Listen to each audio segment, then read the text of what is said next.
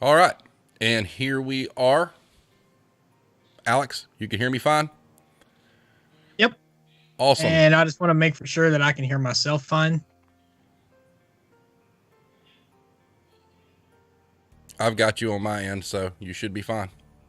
Oh, yeah, definitely. So, Jesus Christ, why is the door in my shot tonight? oh, it's okay. Hello, hero. Welcome, everyone, tonight. Tonight we have guests once again. I hope you guys enjoyed the last one. The Irish connection was great. If we've got anybody on YouTube or Facebook, if you could leave a comment just to let us know that the chat is working correctly, we'd appreciate it. We had a gear situation here at Scary Central, and I had to. Hello, Irish connection. That is awesome. That is beautiful. But yeah, we had some gear meltdowns, and I had to mad scramble at the last minute to do something to get it all fixed and hope that I didn't lose all the work that I put into the stream assets and whatnot. And fortunately, I'm techie enough that I was able to figure it out, so we're good there. First order of business, though, out of the gate, I want to post something up here and read it. It's something that's extremely important to Alex and I. It's something we need, everybody that watching, we need your help. All right, so here it is. Thank you to everyone who has watched, shared, and participated in our streams. As we continue to refine our format and attempt to bring engaging content to you, we'd like to ask for your help. Over the next 30 days, we would like to attempt to raise our YouTube subscription count. This would position ourselves better within the YouTube algorithm, exposing us to a wider audience of like-minded people. So if it's not too much to ask, could you help us on this journey? You can do so by subscribing to our YouTube channel if you have not already. You can also help by sharing with your friends / coworkers and encouraging them that if they like what we do, to subscribe to us as well. This is our quote-unquote call to action, as we would like for this to continue to grow. Continued exposure will, most importantly, give retail workers a place to have their voices heard without the fear of retaliation. So, if you're watching and you haven't subscribed to our YouTube channel, please do so. The links are in the description of all the platforms we stream to. It's not a money thing. It's an exposure thing, because there are a lot of people like us out there that don't know that this exists, that probably wish they do, that would have the opportunity to come on and just blow off steam, tell their stories, get things off their chest and whatnot. And the whole core concept of the retail war zone is to give people that voice. So if you haven't subscribed, please do so. And then if you have subscribed, send us to your friends and have them do the same. So having said that, tonight we have 3 guests again. Tonight is ladies' night. Tonight we have 3 female managers, extraordinary women in their own right. They all work extremely hard, and tonight this is their show. We've got a list of 5 core questions that'll actually get thrown up on the screen. What's up, Logan? That they'll each answer. After those questions are done, obviously if there's questions in the chat, we'll bring those up. And then Alex has a list of questions for the ladies as well. So without any further ado, I know Mad Dog was on with us last week, but if you didn't watch last week, I want each of you ladies to say hello, give us a brief description of what you've done as far as what kind of retail you've been in. And then after that, we'll start the questions. Mad Dog, go ahead. So I've been in retail for 21 years. The last 15 have been in management. I have worked in big box. I have worked in boutique and kind of everything in the middle. Mostly clothing and hard lines, never done groceries. Did not want me to be a server.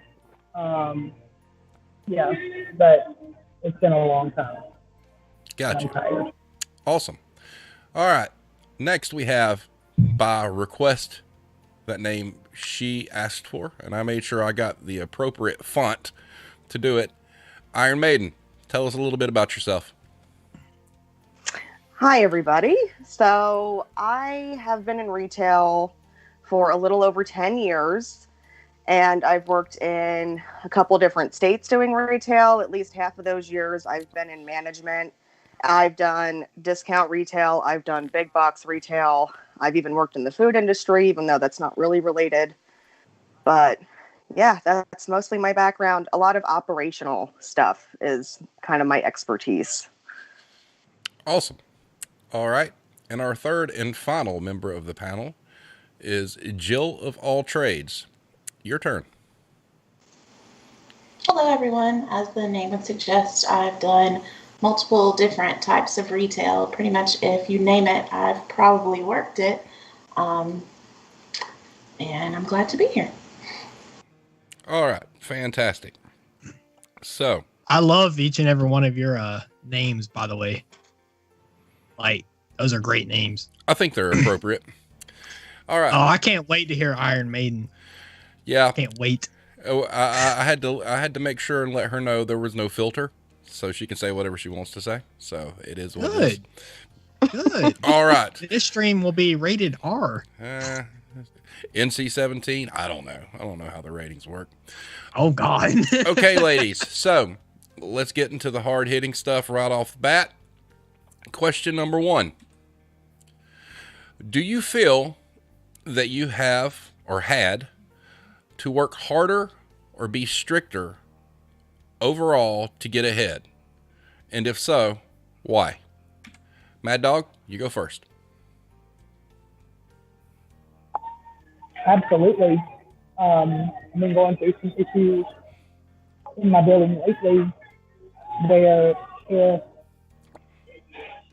a male manager had been going through the same things and saying the same things that I had been saying, I don't think that he would have been called difficult to work with. And then I constantly have to stay on top of everything. I have to make those phone calls. I had to make a phone call and say, why is the technician not here? They were scheduled to be here at 9. And I basically got told that I needed to put the phone down and go do something, and that they would figure out where everybody is.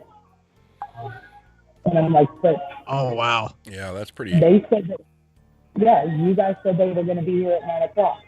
I came in on my vacation.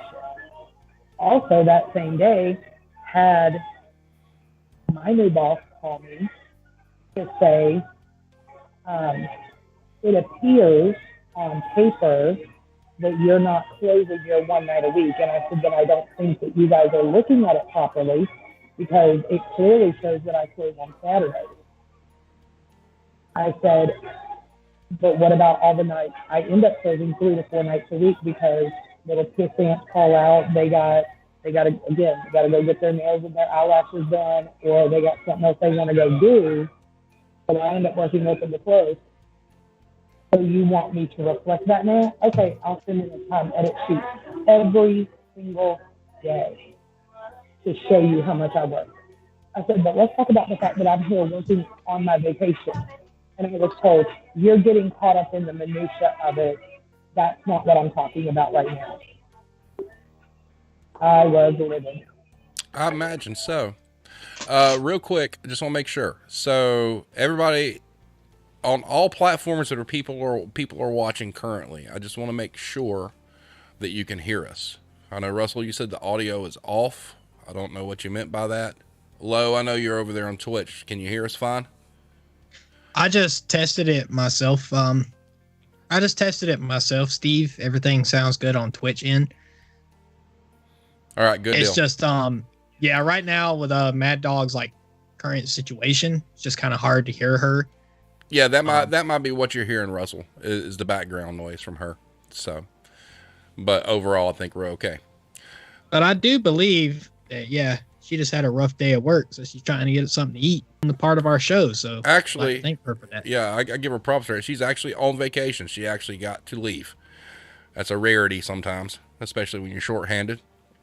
So, Miss Iron Maiden, do I need to repeat the question, or you got it? Repeat the question for me. All right. The question is, do you feel that you have to work harder, or did have to work harder, or be stricter overall to get ahead? And if so, why? Oh, yeah, without a shadow of a doubt. I have had people ask me things, associates, and then didn't like my answer and then go to a mail manager and get the same answer from them. For some reason, people don't like taking direction from women, in my experience. And I've been called difficult. I've been called hard to work with. I have been called too opinionated, even though, in my own defense, it was basically just me having an opinion about something. So, yes, without a shadow of a doubt. Yeah, that seems to be a common theme. I mean, one thing, I've experienced it. I've had some great female managers and key carriers along my career.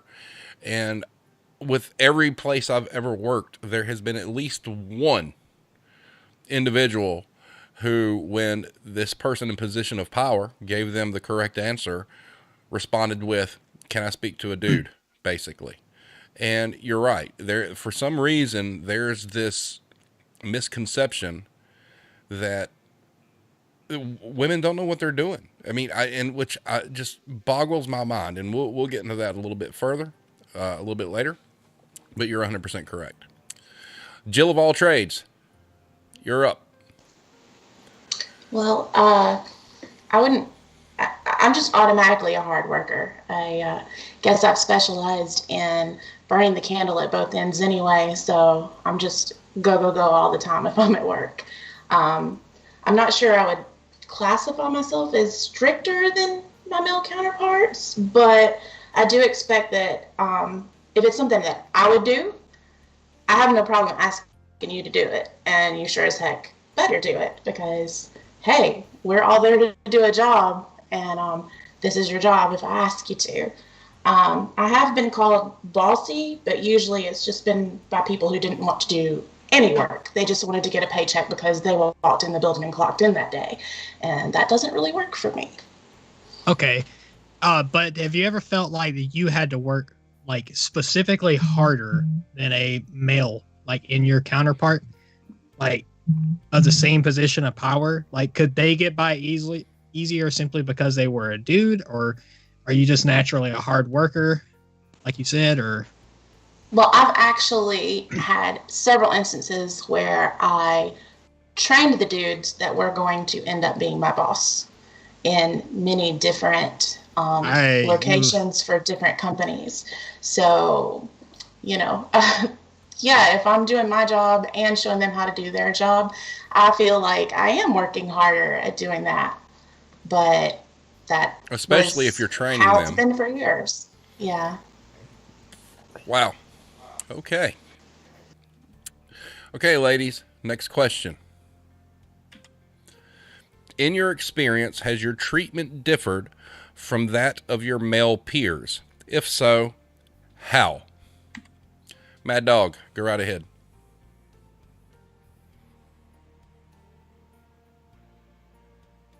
Okay, there's no Mad Dog. So, Iron Maiden, go ahead. Sorry, I couldn't get my phone to work. Oh, are you with us now? Oh, you actually sound way better now, by the way, Mad Dog. Yeah, my apologies. No, you're fine. You're fine. Absolutely, I get treated different. Like when I say the phone in my store doesn't work, they literally didn't take me seriously. Waited 8 days to then have a conference call to discuss if my phone actually was working or not. Wow. Because they didn't believe me. Again, being told if you need to learn how to read a report, I've been reading reports for a long time. If you need to learn how to read a report, what's that supposed to mean? Jesus. Yeah. Funny thing is he also doesn't like when I call him out on his bullshit and his hypocrisy. If you're contradicting yourself in every breath, I'm going to question it. I think you bring up a valid point there real quick, is that a man in a position of power in retail, when you call them out on their bullshit, Oh, it just takes a bad turn at that point. Very much so. Continue. Very much so. I mean, like, I have been getting emails because I missed a sales day one day. But then when they sent out the quarter to date report, I'm one of the only stores that's up quarter to date. So why are you busting my balls about one day when obviously I'm up compared to the other stores in 2 different districts? Well, I think a common theme is going to be here, knowing all 3 of you, you're strong women. And I really shouldn't use the term women. You're strong people, okay? And you work all incredibly hard, and that kind of pushback is really just kind of uncalled for. And what happens is that's where the typical macho guy is like, oh, well, this person is just difficult to work with and whatnot. And that's just not the case. They just can't handle the fact that you're handling your business. Because all I'm doing is advocating for my business. Correct. I'm advocating to get equipment working properly. I'm advocating for, okay, my sales plan, you've got me planned too high considering we're technically still in a pandemic. We're still in this financial situation. Yes, people did just get their stimulus checks. It's not going to go that far.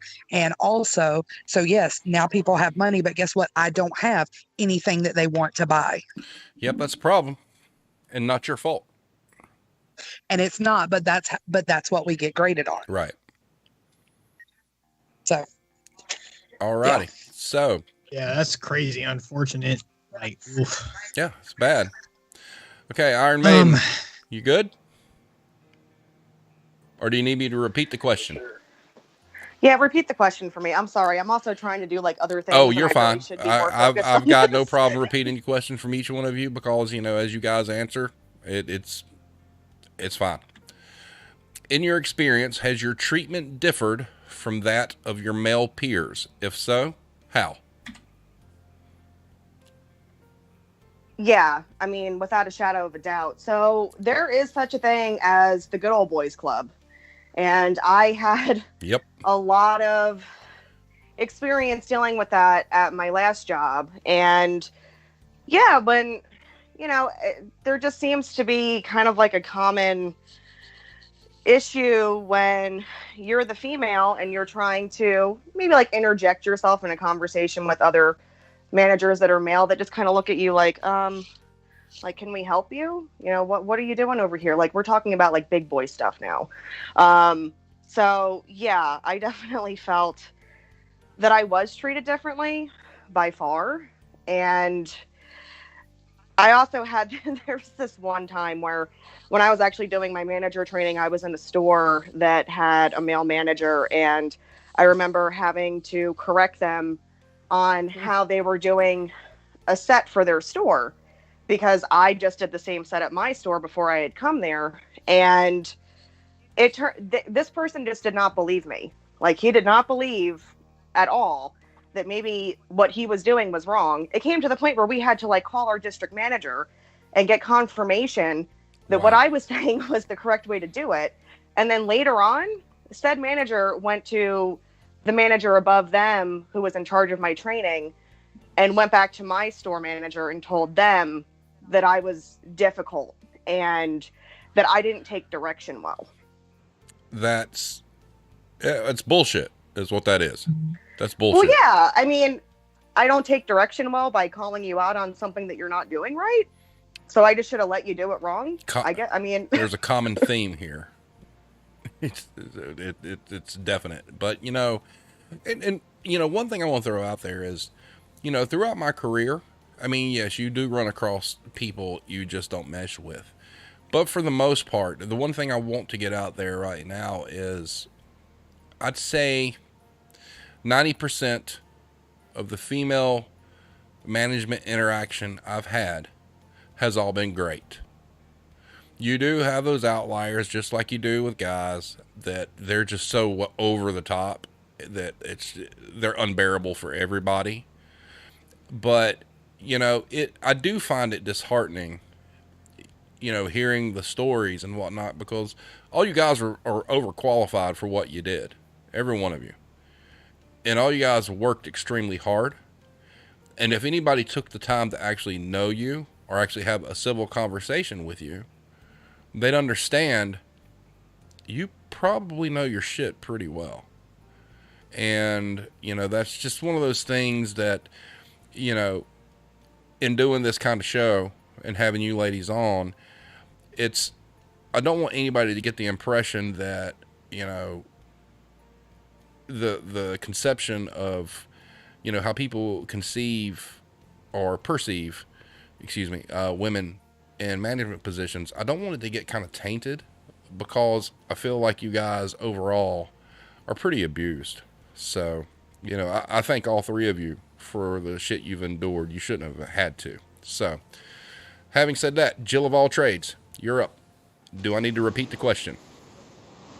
No, I've got it. I would say, as far as being treated different, yes, and yes.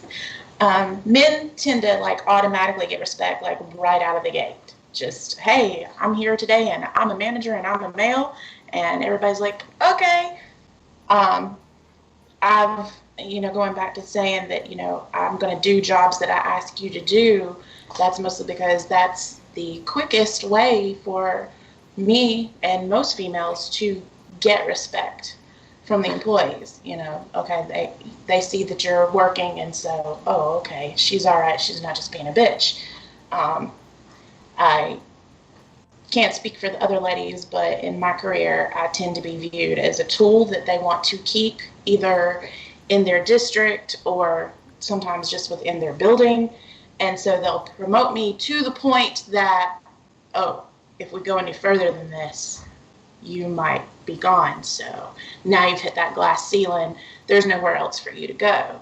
So that's where I would tend to be put in the position where, hey, you're training this manager, and then in 3 to 6 months, he's going to get the promotion that we're going to overlook you for, just because attaboy, he's part of the good old boys club, and we want to give him a nice good pat on the back. And then, a lot of times that happens several times in a row until I get fed up and, go somewhere else. And then, unfortunately, it just happens all over again.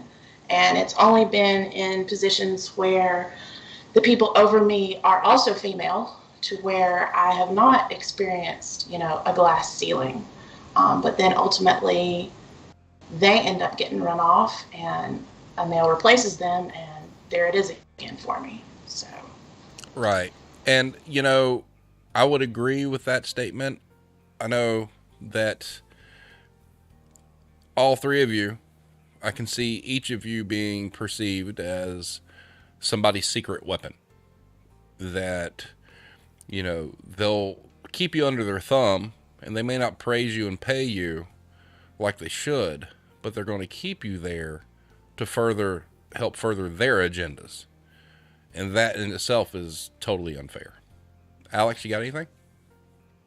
Well, actually, Steve, when I first met you, it was to train you, and you were going to become my manager. I don't know if you realize that or not, but that's correct. That's exactly what happened. Yep. And it's not your fault. That's just what the company wanted to do. Correct. Alex? Oh, I'm just still sitting here just flabbergasted. I'm just sitting here just soaking in all the information. It's when you listen to it, and you listen to it objectively, you understand that there is a definitive line in the sand between males and females in retail. And we'll get into a little bit later. I've got a theory on what that really comes down to. Besides the obvious, there's obstacles that stand in the way, and we'll get into those obstacles here in a bit. So, all right, ladies, thank you for your answer so far. We go to question number 3. Well, before we do that, Steve. Yep. Let's take a couple chats. I honestly think it's the tone. When you're walking up a muddy slope at the first and then let it slide. This goes for guys and girls. You got to watch every step. That is so true in retail. You always got to keep your ass covered. Like literally, no matter what you do, like you actually have to play chess with these people. Oh yeah. Yes How and dare no, you know things? but I would Yes, say Sarah. that Yes. like you have to as a female you have that muddy slope right off the bat. And like I was saying, with the guys, they come in and automatically they're going to get respect. Now, if they're lazy and just, manage a desk all day long, yeah, then it's a muddy slope for them. But right out the gate, usually the males, no muddy slope, just, come in and do your job and you'll be all right. Not do your job plus 5 other people's jobs. Plus, don't be perceived as a bitch. Yeah, and the one thing, I mean, look, I'm going to say this. I'm not perfect, all right? There's been times I've been a great manager, and there's been times I have been a not great manager, okay? And a lot of times it just depends on the bullshit you're putting up with. But I have to say,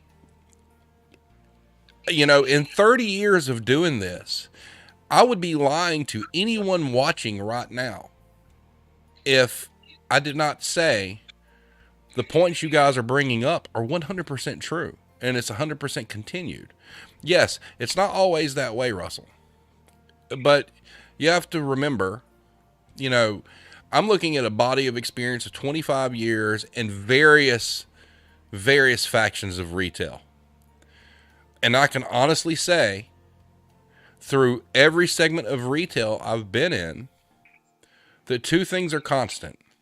One, yes, you do have the female manager that's way over the top that you wish you could smack. That's true, all right?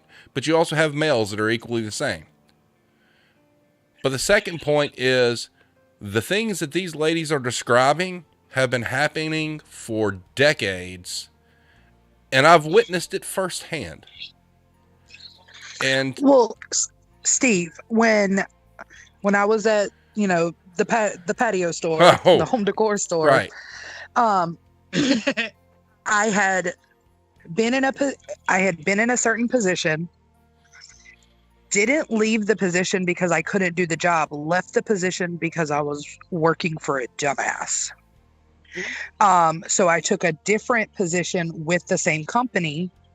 And then kind of the way that the timing worked out, when I decided that I wanted to come back into the building, and then COVID hit directly and they all got laid off anyway,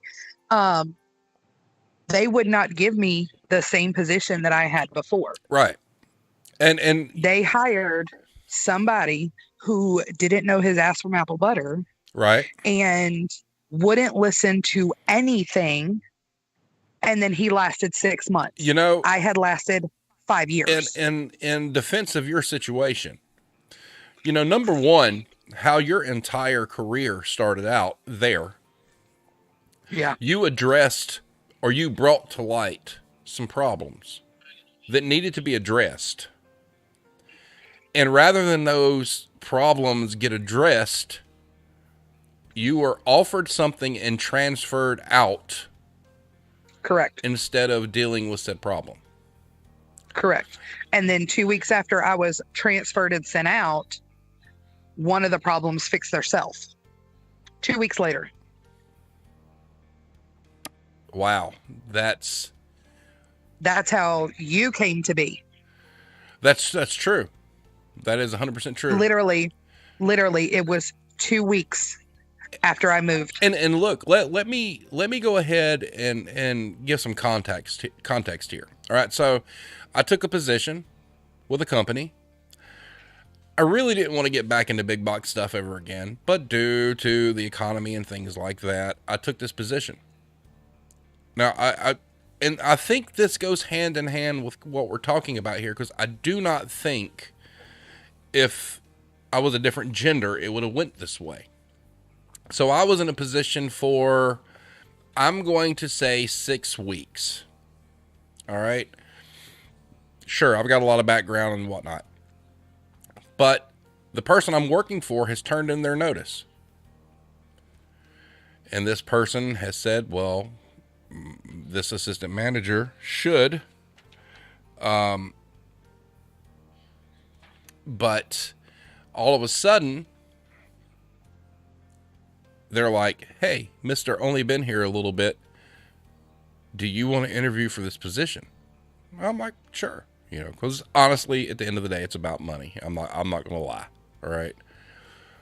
So I'd been in this position like 6 weeks, and Alex, I think, I was messaging you and our Alabama friend when all this is going on. So anyway, this person turns in their notice. They interview me. I have 3 interviews on the phone. I had never seen the district manager, had never met him face to face. And all of a sudden they're like, okay, you're our guy, you're store manager. Have a nice day. I find so neither had I when I interviewed. Right. And so I interviewed there you with go. Bill. And so they're willing to take this guy who's been with the company 6 weeks, regardless of his background. Hey, we're going to make you the store manager, but you have Mad Dog who comes off the road, who is 100% qualified at that point, more than me, because she's been in the system longer than I have, and they would not even interview her for that position. It's real. Wow. Real quick before we... Because the one above the district manager did not personally like me, regardless of what I had done for the stores that I had gone into and for the training that I received while I was out on the road opening brand new stores. He didn't personally like me. Right. And what are you talking about? Peter Griffin? Clausen. Oh, yeah, No. Peter Griffin, yeah. Clausen. Oh, yeah. Looked just like him. Sorry. Looked just Yeah, he did. like him. I'm Did he not do joking. Did you And talk like him.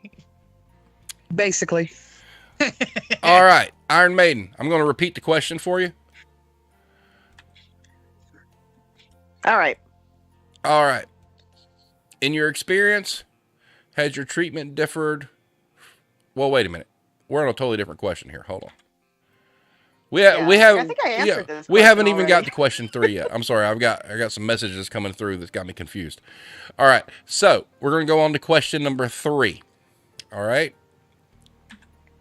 What are some examples of things that have been said to you as a female in the business that were inappropriate or degrading?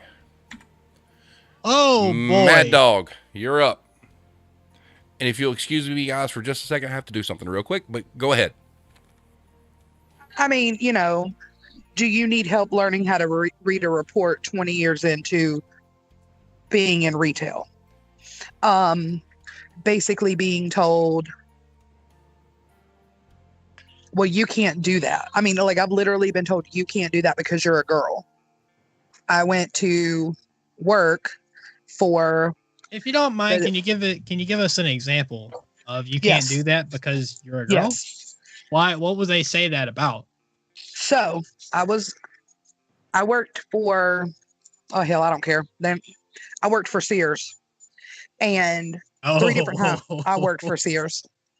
And, when you're in that position, like in hardware, they send cashiers over there, but you have your people who are hardware associates because they make commission. Yeah. Okay. I was really good in hardware. There were no females in hardware. And I told them, I said, I want to become a hardware associate and always be over here, because I was and still am the type of person, I talk to everybody. So while the other commission people are like, oh, I only want to talk to somebody if they're buying a Ron lawnmower or if they're buying big stuff, I talk to everybody because I made commission on everything. I started Father's Day weekend, ended Labor Day weekend, and I did $1.3 million in sales over the summer. But they did not want to put me in that position because I was a girl and I didn't know what I was talking about. Were you told that exactly, though? Yes. Wow. How was I going to know how to sell somebody a part if I didn't know what it was? So that was the point to which I went out there and started, because over there, when riding lawnmowers come in, they come in a crate and you have to put them together. So I would go out there on the patio and I would put riding lawnmowers together, bring them in and sell them. I changed a customer's blades on his riding lawnmower, but I was literally told, you can't do that because you're a girl. So I would go out there on the patio and I would put riding lawnmowers together, bring them in. Oh wow, that's insane. I changed a customer's. I'm getting crazy feedback. Oh yeah, somebody's got the stream running in the background. All right. Hold up just a second. I need to check something. Mad Dog, we got you, right? Yeah. Iron Maiden, you there? Yes, I'm here. Jill of all trades. Still here. All right, cool. Continue. But yeah, I mean, that's literally being told that I can't do it because I'm a girl. And to me, I was like, oh, really? Watch me. Yeah. I don't understand what the deal is. If you can literally, it shouldn't matter who does it. As long as they get the job done, shouldn't be told, oh, you can't do that because you're a girl. Like, come on, get out of here. I hate that generalization.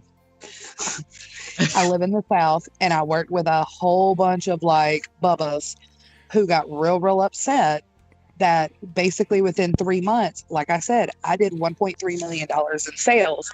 And part of that was some guy was in there one day and I just went up and, asked him if he was finding everything okay. And he was like, do you have a pencil or a pen and a piece of paper? So I went and got him one of our little notebooks that we gave out to people.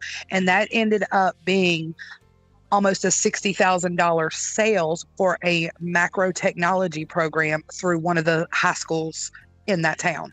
Wow, that's impressive. But nobody else wanted to go talk to him because he was just in the little small tool area.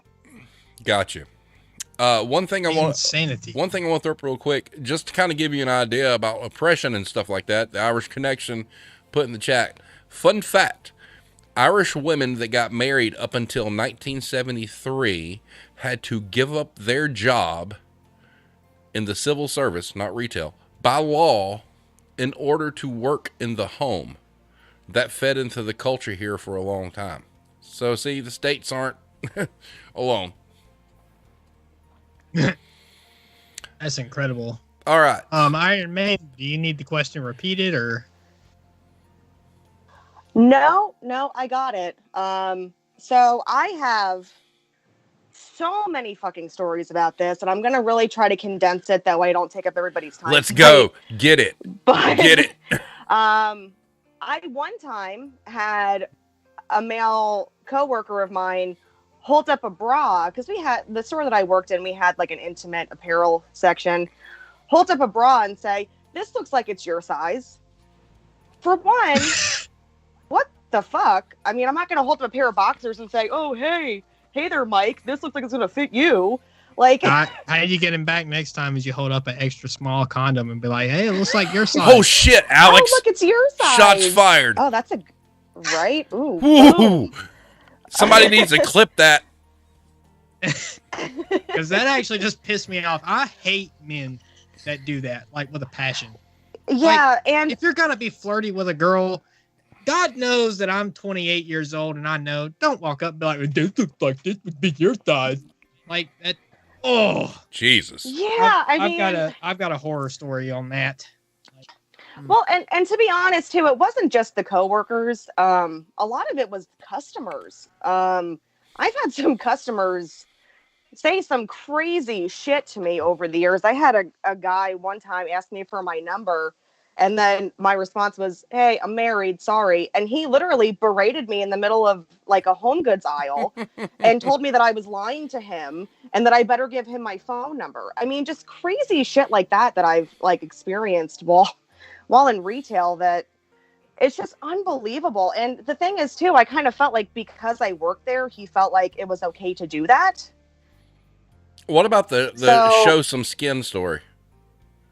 Oh gosh. Yeah. So I had, the front line of the store that I worked in, we had a male customer that had came in. He was livid. I mean, total Kyle over something so stupid like, I want to return this and I washed it and wore it. There's no tags, there's no receipt, but I want the full price back. Type bullshit like that. So I had to go up there and help him, and it didn't really get resolved in a great way, but not to my grade anyway. Basically, I gave him what he wants so he would leave.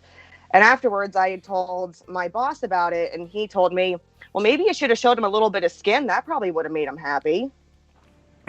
Uncalled for bullshit. That's just bullshit, man. Damn. At one point, I really wanted to work. Did that manager get punched directly in the dick? Oh, shit. I hope so. I mean, not that I know of, but hopefully karma will come back around to him at some point. I honestly wish you would have just kicked him right in the dick. Yeah. Nice. Wow. This is great. Do that. No. This story right here has lit a fire under me. This has got me pissed. Y'all done got Alex pissed off. Let's go. I get passionate about this kind of shit because I had one time, this is like completely off topic. I had a step uncle. Get closer to your mic.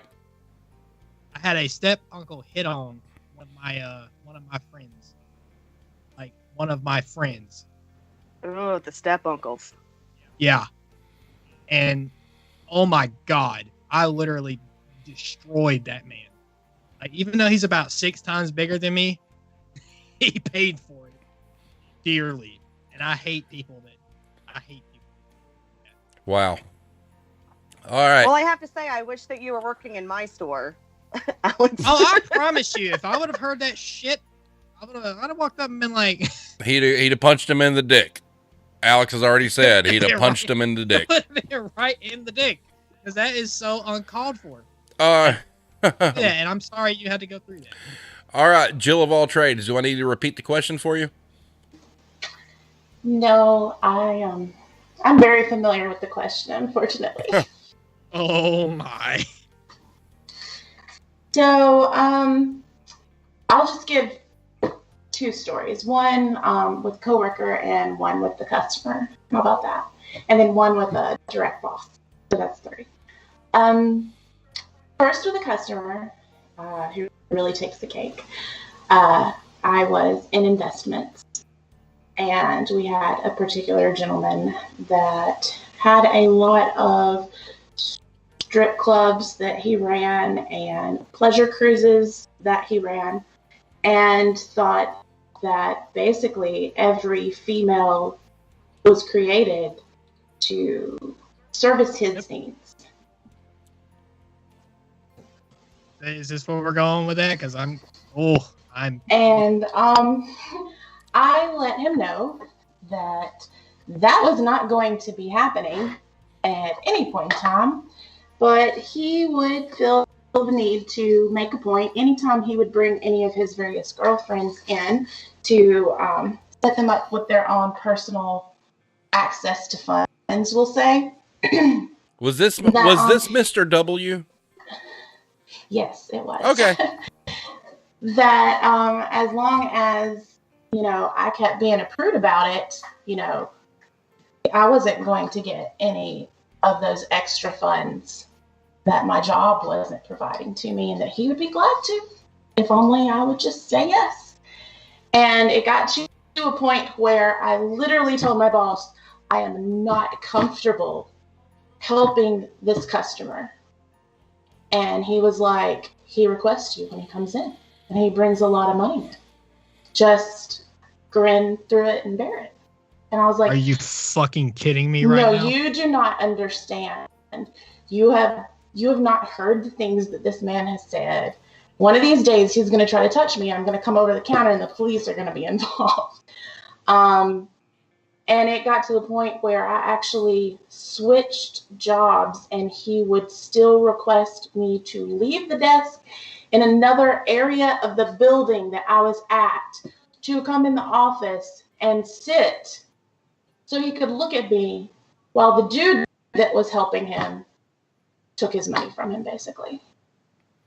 And the company that I worked for thought that that was perfectly acceptable because of the amount of money that he was bringing in. That would be the financial institution of the United States. That's coded. If I were to work there, I promise you that guy and your boss that says that's okay would both get kicked in the dick. Dracula. Well, it Awesome. wasn't until I actually got a female boss that she said, this is not going to fly. None of my females are going to come in the office with you. We have these 3 males that can help you.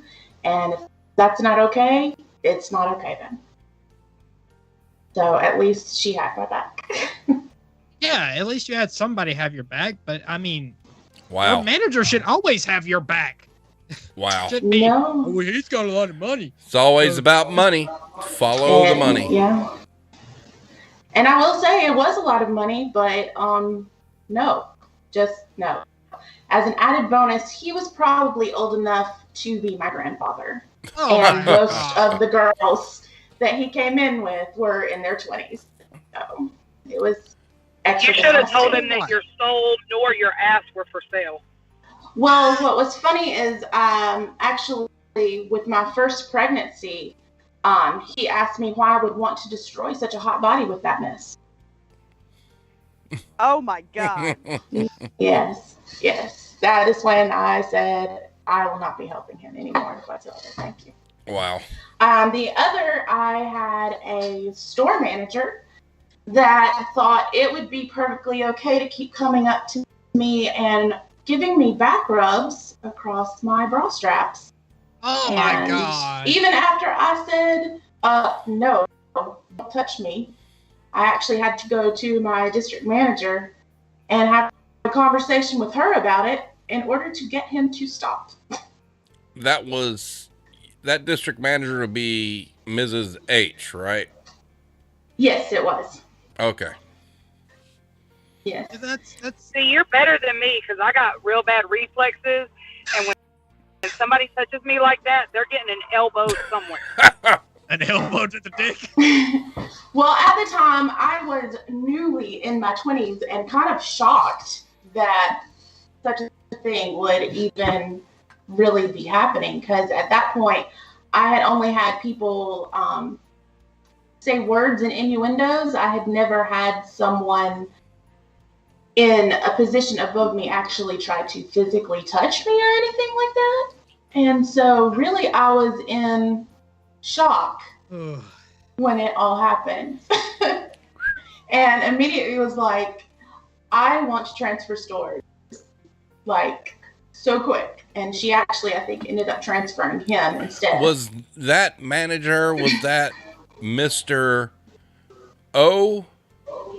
He was the manager that said that it was so great that his young teenage daughter would have friends over because he liked sneaking downstairs and seeing all these teenage girls. Oh, in their Mr. pajamas. R. So, I'm aware of Mr. R. Let me just ask. How the fuck does that guy just get transferred with no punishment whatsoever when that motherfucker was committing sexual harassment? Well, Because he has a penis. That's why. That's Yes. the Yes. whole well, thing. he's That's exactly why. well, he's deceased now, so he can't harm anyone. So, I'm just gonna keep okay. quiet on that. Yep. Gonna keep quiet on that. all right, But what you got? oh my god. You had a third story, Jill? Yeah, just unfortunately, it happened not too long ago. It was just a few days ago where I have a gentleman that is working with me, and he yells across the sales floor, "What do you need? I'll give you anything that you want," talking about merchandise. And I was taking a moment to pause and think about which merchandise I actually needed him to give to me. And across the sales floor, once again, he screams out, "I'll give you that too if you want it." Yeah, I think I would have just kept walking. Yeah, I'm going to remove myself from that one. Like, there is no Okay, way I would put up with that. moving on. Anyway, shape Did or you form. just like send him home? Like I would have just been like, you need to go home. You're in timeout, and you need to think about how to use words. Steve, I need to cool down 1 second. I'll be No, right back. instead I was like, ew, that's really gross. Not interested in the least. Oh my God. What the fuck? Can somebody please explain to me how dudes think that that's just acceptable? I will say that it has been my experience that once men reach a certain age, it seems like they revert back to horny teenager status. Thank you, Ben Haas. And they think, if they feel it, they can just spit out that that's what they're thinking about. I mean, like I said, I've had teenage cashiers be like, please don't make me ring this guy up, because every time he comes through my line, he says something. In fact, one of my co-workers had a gentleman tell her, if you or any of your friends are interested, I get a really good Social Security check. My God. Ugh. But see, this all goes back to perpetuating that good old boys club, because they are allowed, and it is made to seem that it is okay to make those types of comments and make those, types of jokes. And so if they think that, oh, well, the big boys are doing it, then it's okay. It doesn't matter that, you're speaking to someone and that's not appreciated. Well, at the end of the day, it's still disgusting. Oh, absolutely. And I hate to say this, and I'm sure you all understand, as a woman, you're almost expected to just take that. Like when people make inappropriate comments about you and your body, it's almost like the expectation that you just smile and you just giggle it off and say, oh, okay. Because if you don't, then everybody thinks, oh, what a bitch. You're right. She's a bitch. You're right. When I worked for said financial institution, I also trained the people that would be working there. And the first rule that I told any of the girls was, go to Walmart, get yourself, a cubic zirconia, and place that shit on your finger. I don't care if some cute guy comes in and you want to talk to him, you can tell him it's fake for your job, but you need to have that on your finger so when they start stalking you, you can just say, no, I'm married. Yeah, that's true. If only that always worked, though. If only that always worked. Yeah, No, but, you didn't want them to run off screaming their first day in on it because 50 old guys wanted them to service them, So... No, I understand that. I get it. And Iron Maiden, you make a brilliant point. For whatever reason, you're just expected to be like, oh, it's okay they said that. No, it's never okay they said that. And, I was raised in such a way that it's not okay to go up and proposition a female assuming they don't have anybody else in their life. It's just inappropriate. And, exactly. Yeah, it's, and go ahead. Well, I had this. What? Go ahead. Go ahead, Kira. Iron Maiden. There was this one time, at a job that I had when I was relatively younger where we were in an office meeting. I worked in an office at that point, and I was adjusting like the straps on my shirt, and there was 2 male coworkers across from the conference table who I heard go, oh yeah, dude, you see that in your peripheral vision too? Yeah. Oh yeah, look at that. And I was like, excuse me? And the response was, oh, you just can't take a joke. We're just joking. And see, that's the bullshit. It's like they try to throw it off on you like you're doing something wrong, not accepting it. When in all actuality, what they're saying is just horseshit, and they shouldn't be saying it anyway. They should be getting smacked in the fucking mouth. Exactly. Irish Connection says, hold up. Irish Connection asks, are HR departments any help in regards to inappropriate touching and suggestive behavior? That absolutely not. It depends. Not at all. Nope. It really depends. Because unless it got caught on camera that they can pull up, it is a he said, she said, and a penis will win every time. Unfortunately, Mad Dog, you're correct. It does not help unless there's concrete evidence. And that's the sad part. And a lot of it is too, when you're working for somebody who treats you like that, you almost feel like you can't speak up sometimes because you are afraid of the repercussions of what will happen if you do. There's more of a negative impact on the employee speaking up about the abuse than anything. And therein lies the problem. Yeah, because you're seen as a problem if you speak up about it. Oh, she's being so sensitive. I mean, I'll go on record. Exactly. She's dramatic. Yeah, I'll go on record right now. This is why. I just. This is why, like, I've already been. So it's been pointed out to me. Well, appearances are you don't work the schedule you're supposed to work, because I do not put up with the bullshit of any kind. Right. So I am literally being targeted now because they, instead of looking at the schedule that is printed or that is in the computer that shows that I close every effing Saturday night, they literally called me and said, you haven't closed at all in the last 4 weeks. And I said, as a matter of fact, I've closed 3 to 4 nights a week for the last 4 weeks, but it doesn't reflect on my schedule, because if I add it onto the schedule, that screws up my payroll, and then y'all scream at me about that. So now you're literally targeting me because I advocate for myself and I advocate for my store. Right. Well, I'm going to do something right now. So I'm going to throw a gauntlet down right now in response to the Irish Connections question. HR people, if there's any HR person watching this, I'm going to say this and I'm going to mean it. In my experience in 30 years, the human resources department in retail is bullshit and fictitious and fake. Because ultimately, the HR job is to protect the corporation and the logo on the front of the building. Now, if this gets out there to some HR person and you would love to come on, as a matter of fact, give me 3. I want 3 HR people out there to come on and tell your side of the story. But in my experience, HR is only a shield for the logo on the front of the building and nothing else. Because I haven't seen anybody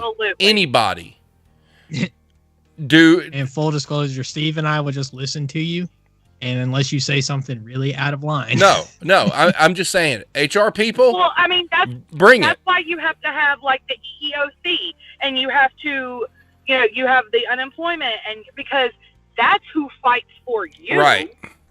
Because HR is only no, Russell. If you are a manager, you are not HR. There is an HR department in every major retailer on the face of the planet, whose job is to investigate and solve any kind of human resource issues, whether it be harassment, discrimination, etc.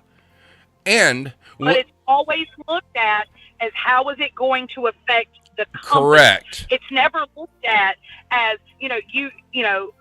Iron Maiden or Jill of all trades goes to HR and says, so-and-so is harassing. Oh, okay.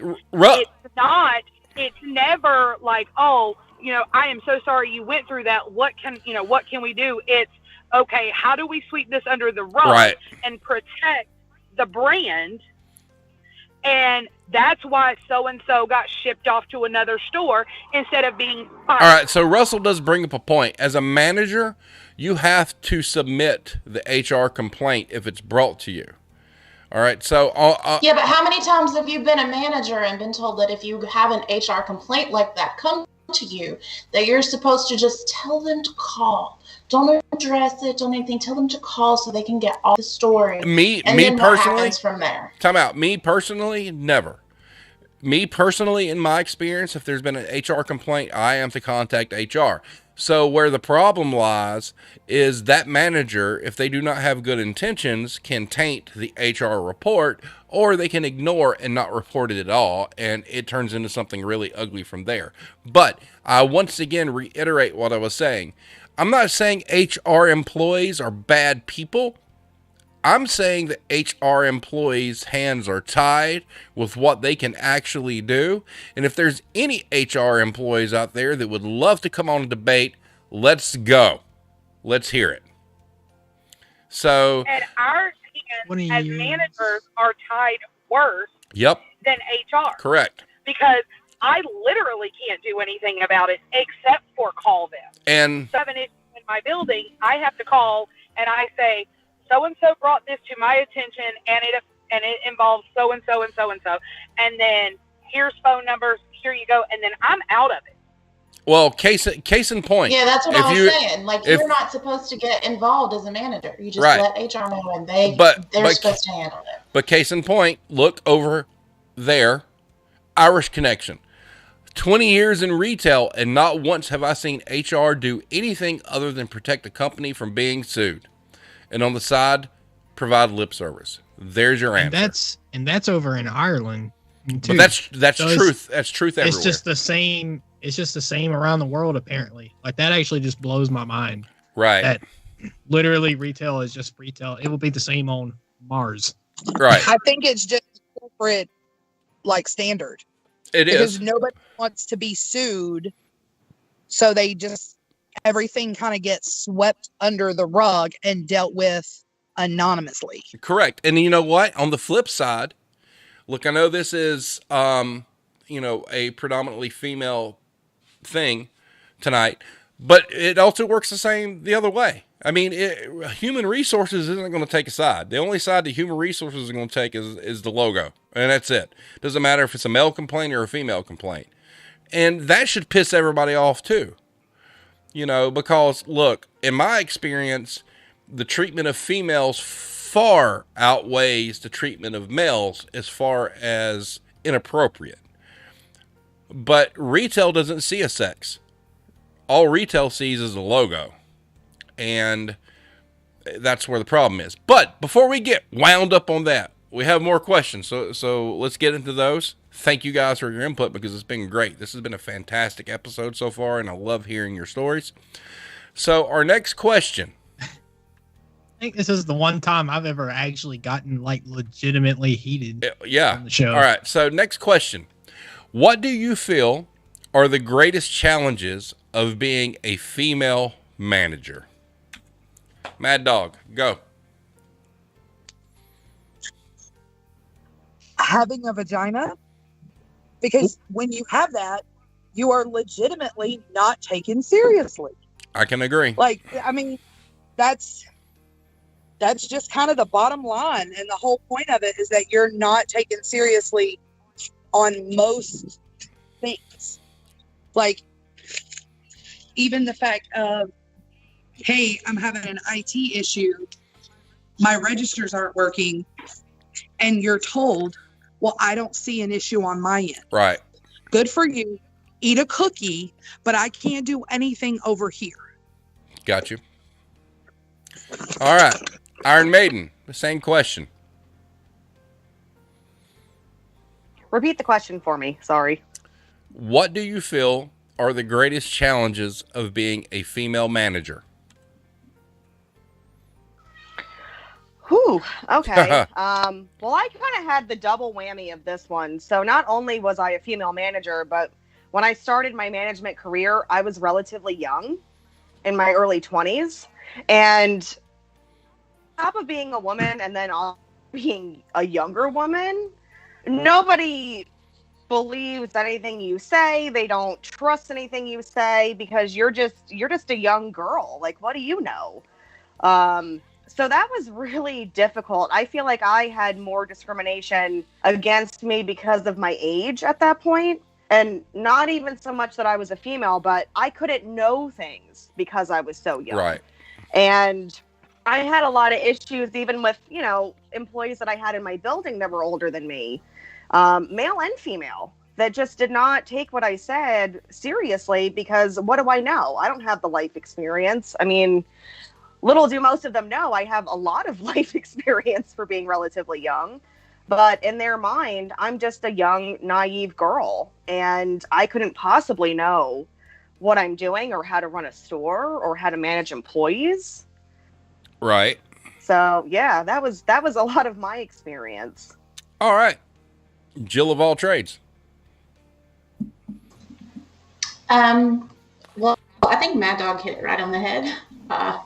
Just having a vagina right off the bat. You know, like I said, you walk in and you got a dick that you can swing around and respect, and you got a vagina, and oh, are you on your period? Do you feel pissy today? Oh, bless your heart. You know, and it's like, what does my vagina have to do with anything? You know, I can do everything you can do and probably do it better. I absolutely Yes. when they say that, because I tell them, no, this is how I am every day. Yes. I've literally had a boss at one point ask me if I was bipolar. Oh my God. You're on your period, you know, you're bipolar, you're bitchy, you're catty. Like, there's all these different terms, you know. Guys can be assholes, and it's fine. No offense to Steve, but I think in one of the videos, he actually said, I can be an asshole, and everyone was like, yeah, great for you, good job. But women don't get that. Women, you know, if you're a bitch, you're a bitch. The end. And unfortunately, I've had stores that I've worked in that had lots and lots of females in them. And usually the females pay pretty good attention to detail if they're caring about their job. And guys will just walk past a lot of the things and not see it. And, you know, if you are paying attention to the details, because sometimes the details really matter, they make the difference in things, then you're too picky automatically. But if a guy pays attention to the details and sees something, oh wow, you know, he's really on the ball. It's just the suckiest thing about being a female manager is the double standard, period.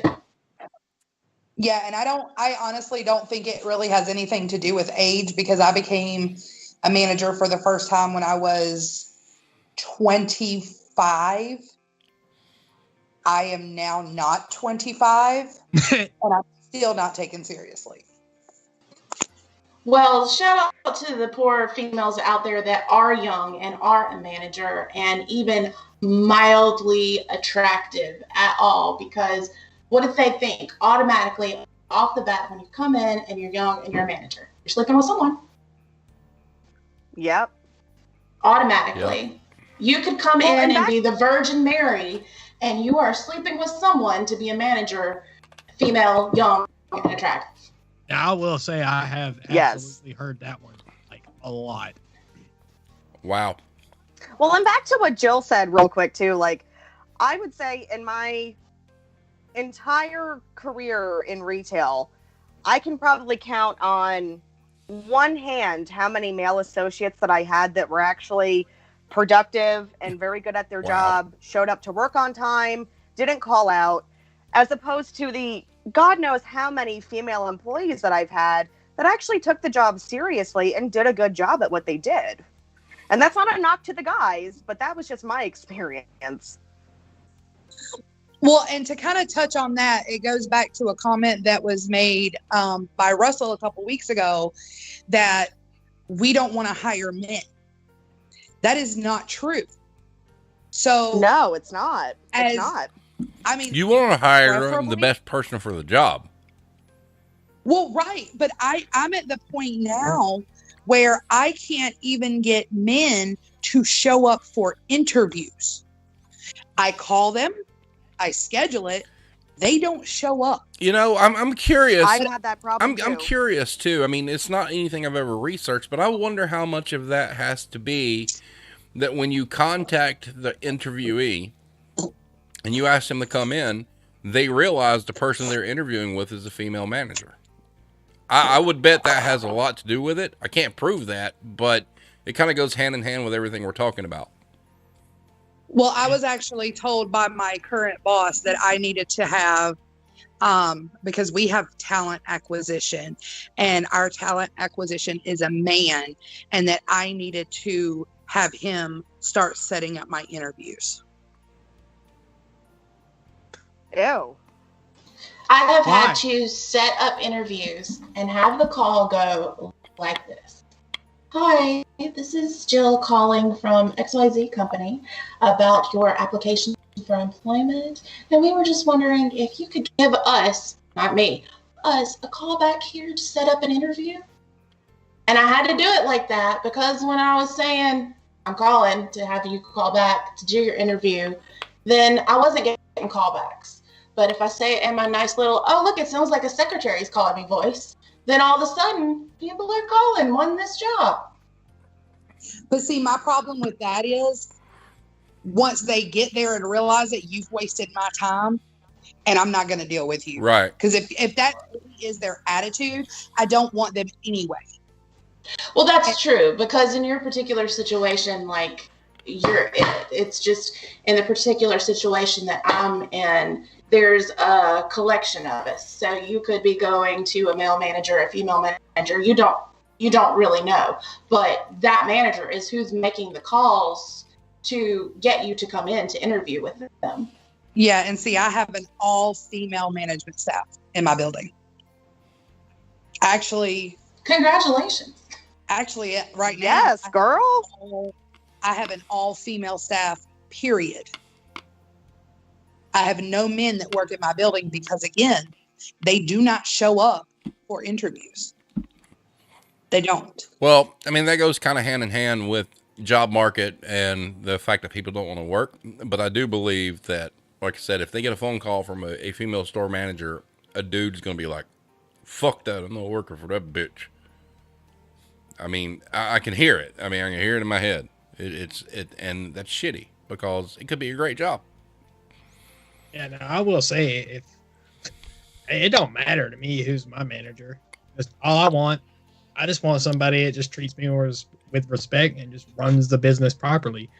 So, I mean, if I'm getting called for an interview, if it's a woman calling me, that's literally no issue, like, at all. It's still, hey, yes, I got the interview. I mean, let's Alex, go. I mean, would you say that myself and our Bama friend, we treated everybody fairly? Yes. Absolutely. Yeah, I mean, yeah, that's the goal. And, you know, because if you treat everybody fairly, you can figure out who's good for you and who isn't. And that only helps boost everything. We had a predominantly female co-workers there too. And but you know, it doesn't matter what their sex was, but we knew which workers were shit. It's most of us just got all right. So, and see, all we want is I don't care if you're a boy or a girl. All I want is you to come in and do the job. Yeah, and that's the way it should be. That's it. Yeah, it doesn't matter. All right. So what we're going to do right now, there's a fifth question, but I'm going to save it to the very last because the other questions that Alex has are more important than that one. So I'm going to sit back here. Alex, you got your list? Sure do. Right, go ahead. All right. As a woman, is it easier to work under a man or a woman? Or is there no difference? Starting with Iron Maiden. Well, to me, there's really no difference. It really depends on the person. I really can't say that I've worked for a lot of horrible men and not horrible females because I have worked for some really horrible females too. So really it just depends on the manager that I'm working for. I really can't say that their gender really has a lot to do with how good of a leader they are. Okay. What about you, Jill? I would say that we've talked about the fact that there's a good old boys club, but there is also a mean girls club. And if you have a manager that's part of a clique, and you aren't like them or you're not with them, then they're going to make your life hell. So I've had both sides of the coin. I've had, the good old boys that, you're just a skirt and that's all they want. I've had managers that were male that actually, treated me with respect and equal. I've had females that treated me with respect and equal. And then I've had females that just decided right off the bat they didn't like me. And no matter what I did, no, you're out. And so it's a coin toss, really. Okay. There are good people and bad people all across the world. Also, just gonna throw this out here. If anyone in chat has any questions, go ahead and hit us up. And anyone who may be watching this YouTube video, this is past me speaking. Drop some questions down in the comments for these ladies, so we can get them back on the show again sometime. But anywho, Mad Dog, was it easier for you to work under a man or a woman manager? Or was there no difference? Well, there is a distinct difference. But I can't say that either one was good or bad. Again, you get the men who don't take you seriously, who don't think you know what you're talking about. And then on the flip side of that, you get the females who can be so harsh and degrading to you at the same time, because they're like, well, I did it and had 3 kids and did this and blah, blah, blah. So why can't you do it? So I can't say that, it's one over the other. I mean, it does depend on the person, but I've gotten both ends of the spectrum on that. Okay. All right. Second question. I actually am going to answer this first one because Oh wow, they have something to chime in on it. Wow. Okay. What do women managers do instinctively better? I'm going to say they listen instinctively better. Any shout out to a specific Kmart manager. I'm not going to say her name, but there was a couple times she just listened to me very well. Anywho, Mad Dog, what do women managers do instinctively better? I think for me, it's my organization. Okay. I already, if I know the end point and I know the end date, I already know all the steps in between. So my planning and my organization is where I am the strongest. I got to be honest, and this is probably where I'm going to differ from a lot of females, is I can't stand a whiny, cry person. I don't want to know about your BS at home. You walk in the building, those 6, 8, 10 hours, you're on my time. I just come in and do the job. I don't want to hear about the baby's mama's, dog's, brother's, cousin that got it. I don't care. Can we do the job, please? Side question, was it always like that for you, or did you just get so sick and tired of hearing that shit that you're just like, no, fuck it, so you're on my time? Yeah, I've never been that touchy-feely, lovey-dovey, rainbows and lollipops female. There's nothing wrong with that. I was raised by an HR person. So yes. You were? So I don't... expand. Yes. I want to know this. My giver of life has been in HR for major corporations for the last 25 years. That's a plot twist. Maybe a little bit more than that. Wow, I did not know that. That is awesome. Mm-hmm. So again, I think that that has a lot to do with my personality. That has a lot to do with my work ethic. But the bottom line, and maybe this does make me sound bad, but I try to tell my managers, listen, when my boss comes in this building, he's not going to come to you and say, hey, Boogie Boo, why didn't you do your job? He's going to come to me and say, why didn't you ensure that they did their job? So I don't have time for your excuses. I really don't. If you can't do the job, then let's promote you to customer and I will find somebody who can do the job. Let's promote you to customer. Promote you to customer is a great phrase. I love that. Oh my. You can come spend your money here, but you're not going to be earning money here.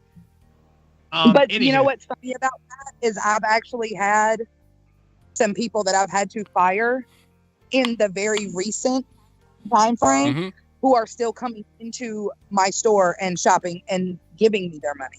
Wow. Oh my God. Wow. If I ever got fired somewhere, I just don't think I could shop there. All right. Oh yeah, I have not one piece of decor from the bullshit store. Iron Maiden. What do women managers do instinctively better?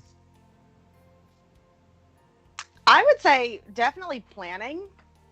I was always very good at planning out. Agreed. Basically anything. I mean, whether it's the day or what my associates had to do that day or, my department supervisors. Also working under pressure. Most of our lives, I feel like, are under pressure at this point anyway. So I feel like and as a woman, your skills to kind of adapt to any type of situation, for me, were always pretty sharp. And seeing through the bullshit of my employees and the stories they would tell me to get me to give them, not that I'm not a compassionate person, I really think that I am. However, you have a bunch of people that lie to you and bullshit you as to why they can't come in, why they couldn't get their job done. And I think as a woman, I've always had a very good knack for seeing through that bullshit. I think that's elevated because of how you've been treated, to be honest with you. Oh, absolutely. And I think that I always held my associates to, I guess, a pretty high standard, because I always thought, if I can get it done amidst all the chaos and bullshit that I have to deal with every day, then there's no reason why you can't get this much freight out in 4 fucking hours when you only have this much. Yeah, I think that's a misconception because, as a female manager, you've put up with so much shit your entire career that you understand the challenges of getting things done because you've been put underneath somebody's thumb for so long that you have a much better understanding of scope of time and how long things should take. Oh, absolutely. And the thing is, it's really not yeah, you have your bullshit going on at home, but when you're here, you're working, you're getting paid. I am literally paying you to be here, to do a job. And I know that there is no fucking reason in the world, unless the building were on fire or there's a zombie apocalypse, that you could not get this fucking job done in the amount of time that it needs to be done. Correct. Well, and I think for me, because I am a working manager, we all know those managers that sit in the office. Oh, absolutely. If I can go back and I can bust 3 pallets of freight in an hour, stop what I'm doing, come out, check on everybody, go do a schedule real quick, go make a phone call, come back.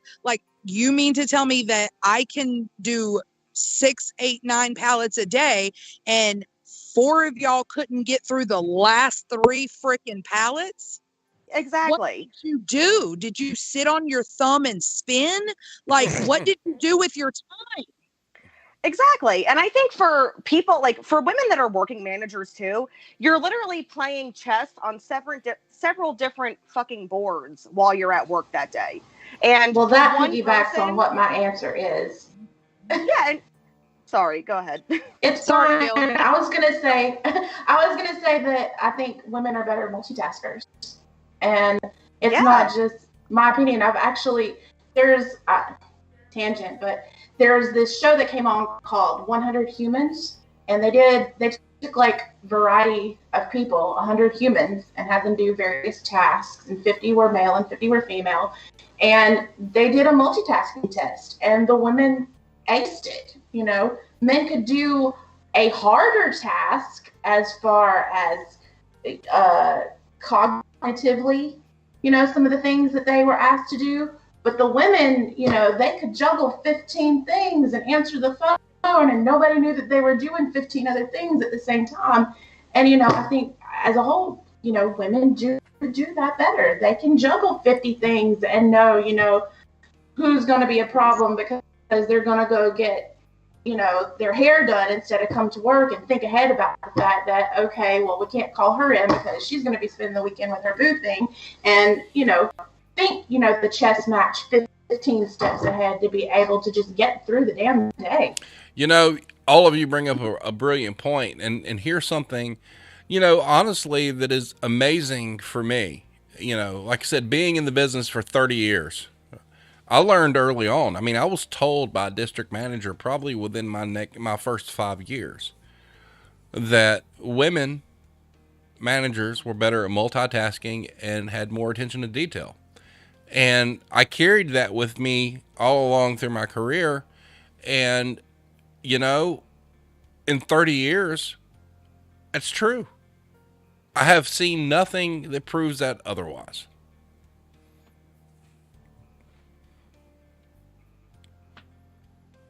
And again, you know, then because I have called a male counterpart where I currently work, and I'm like, and he's, you know, I'm asking him a question about something because while I'm doing freight, some email comes through, and I look at my email, and then I'm thinking about that, and I'm trying to get in touch with somebody, and I'm calling him. I'm like, hey, what are you doing? He's like, nothing, sitting here bored, waiting on my truck to show up. And I'm like, are you kidding me right now? I haven't been in my office all day. I mean, I look at it like this. You know, we're going through all these questions and stuff, and I mean, we're doing it for the show and whatnot. And a lot of this I've lived firsthand. Look, I don't care if there's any dude out there that's ever worked with me or for me watching this and thinks I'm a piece of shit. I don't really care. Everything we're saying is fact. Women get the short end of the fucking stick. It's not 100% across the board. Some are better than others, okay? But women in retail get screwed, and not in a good way. It's, you guys get completely obliterated on a daily basis because you got long hair and pretty eyes and all those other things that they like to, you know, ooh-ah over. And it's fact. I mean, I've watched it for 30 years. This isn't like some guy who's only been in retail a couple of years and hasn't, you know, oh, well, I've seen that. No, 30 years. All of this is true. This isn't bullshit. And there's probably a lot of dudes out there. Let me tell you something. So over on Reddit, we've posted a bunch of stuff about, you know, the female wage gap and you know, doing this show and whatnot. And let me tell you something. Over there, it gets downvoted and it's perceived as very negative, and one has to wonder why. My mother used to tell me something when I was younger. If it's not true, why you get so mad? And I think this entire subject encapsulates exactly.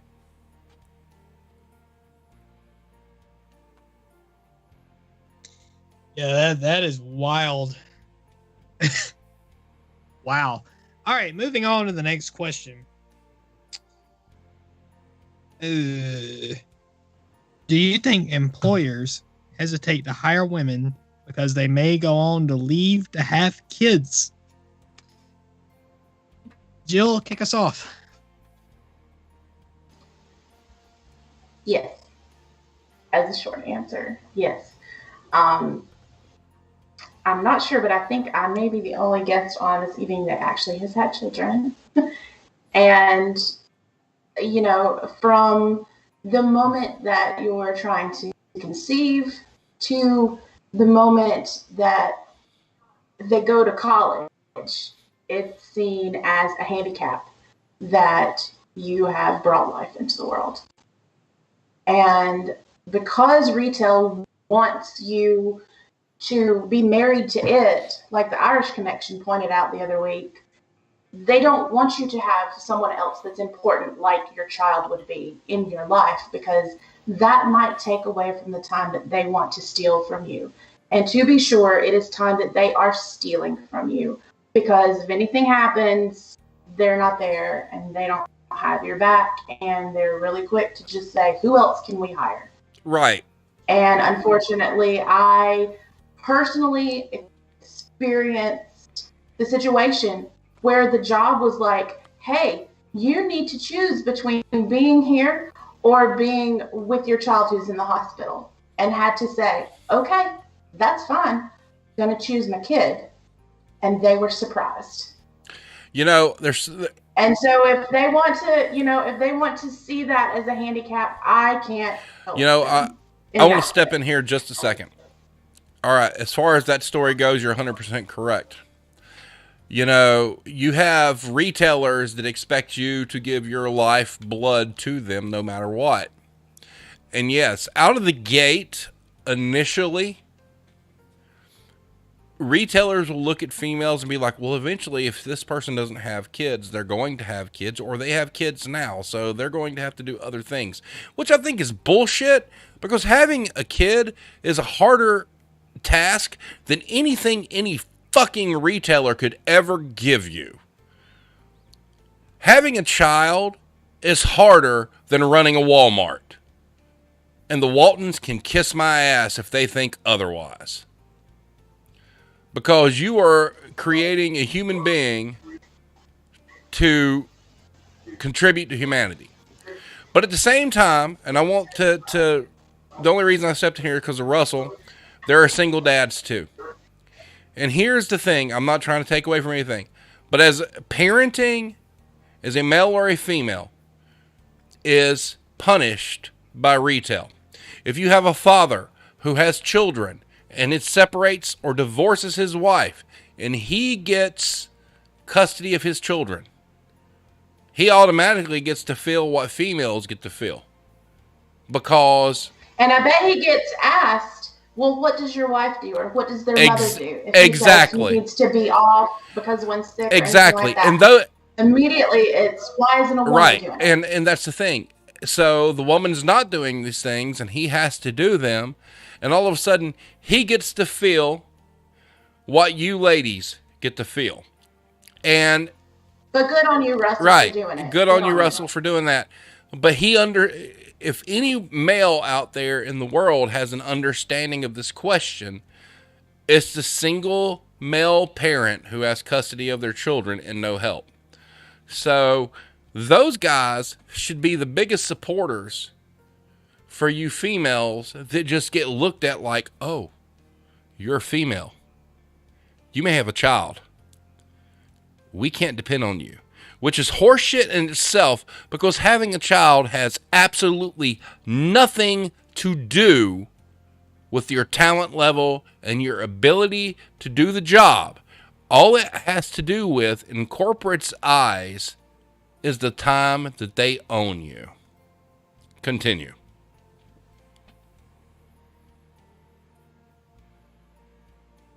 Oof. Moving on to you, Iron Maiden. I need to repeat the question for you. No, I got it. So, kind of a funny story. Whenever I became a manager at one retailer that I worked at, I had to jump through so many flaming hoops to get this position.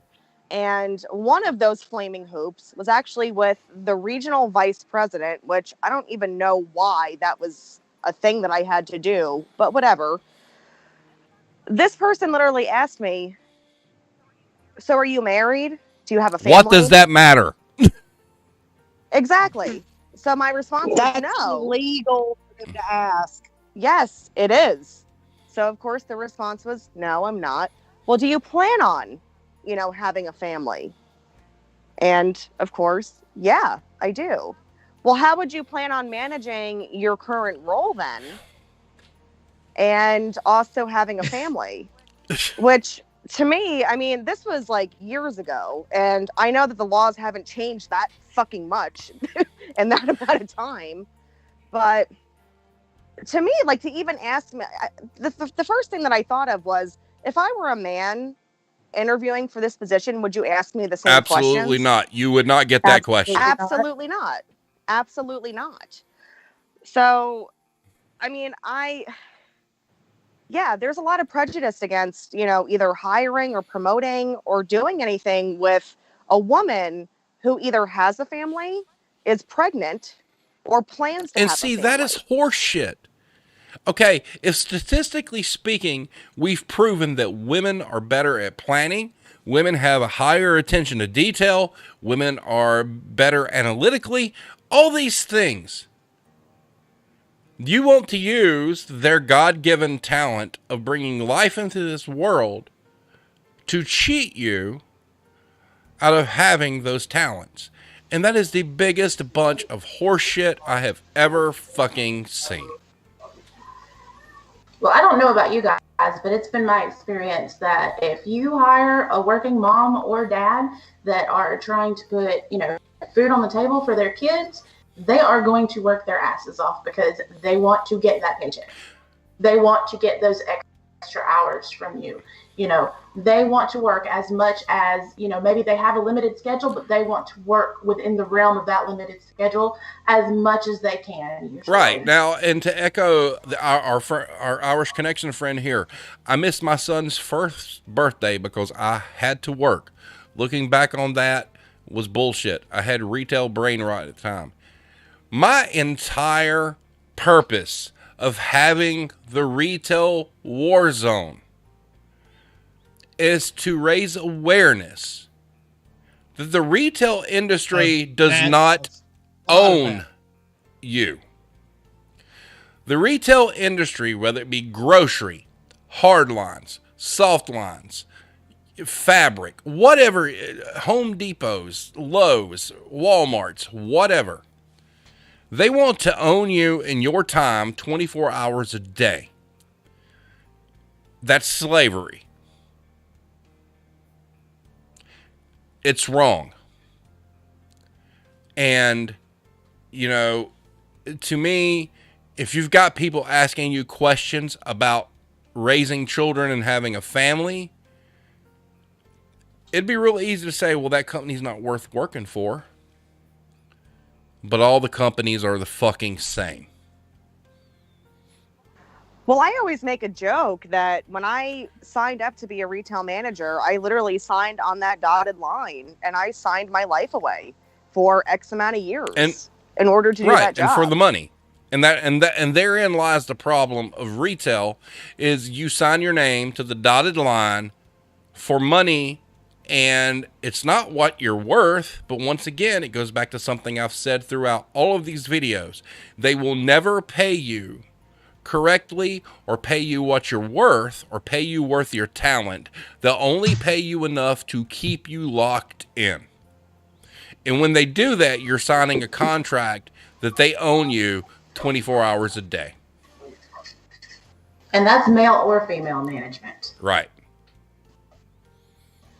And as Tiffany Lister has just posted in the chat, and if you drop dead, they'll replace you the very next day.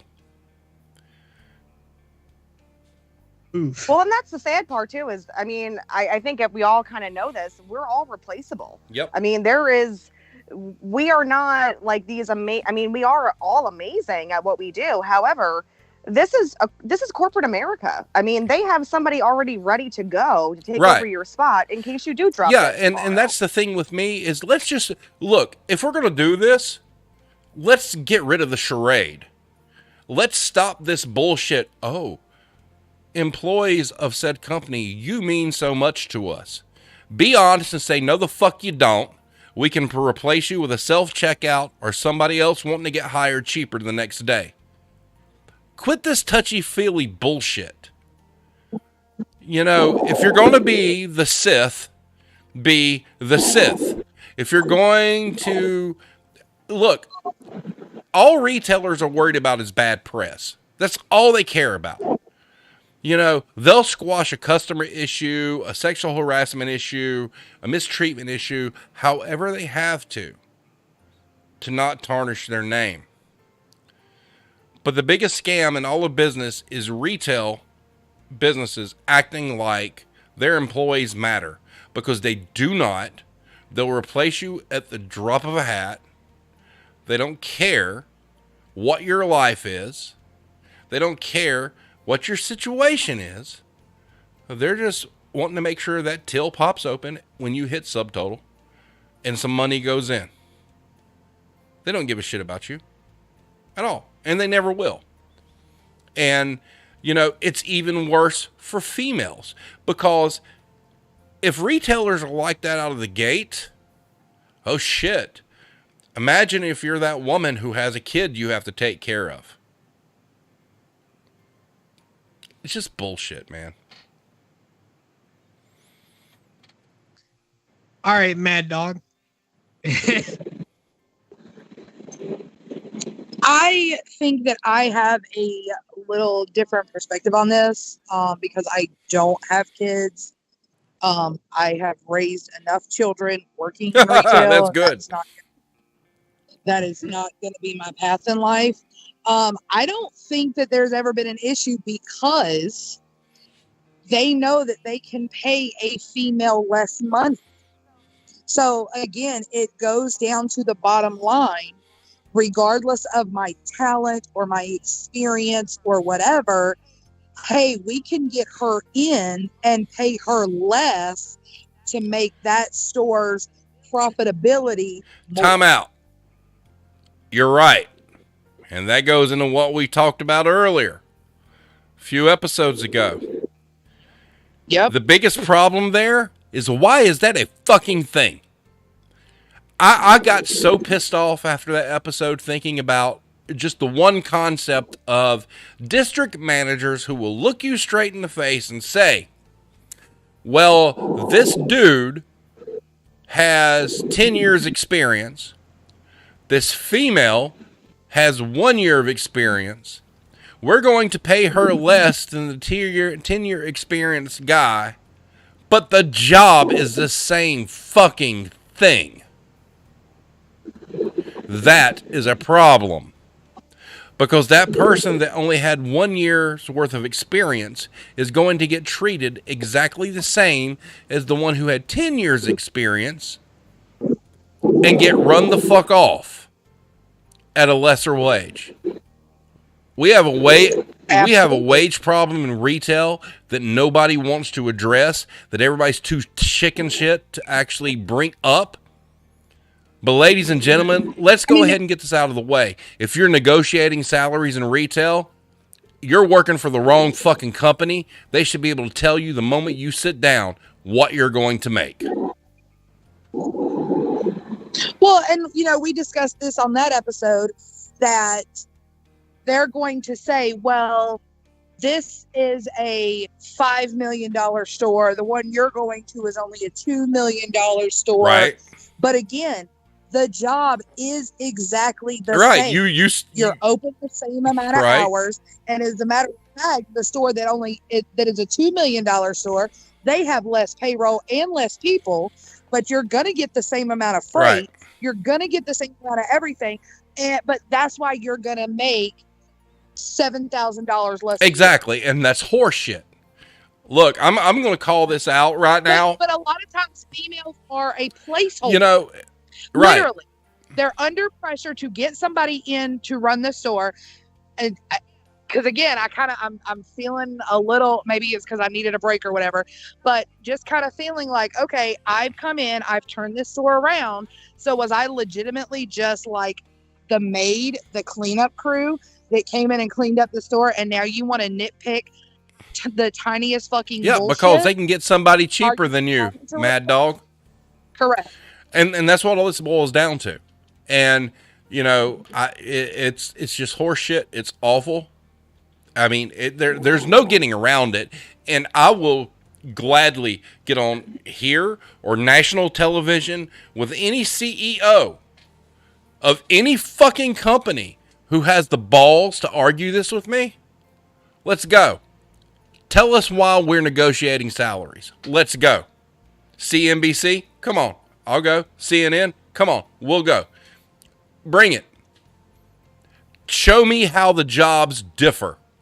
Show me how the responsibilities differ that you feel that you have the right to pay somebody more for doing the same thing as somebody else. Bring it, fuckers. Let's go. Let's go. Because guess what? I'll win that one. Next question, Alex, before I explode. All day long. All right. Do you have any examples / stories where you were not listened to by superiors because you were a woman? Starting with Mad Dogs. My entire career at the decor store. Oh boy. Yep. My entire fucking career. As far as the decor store goes, I separate want to say this about the decor store.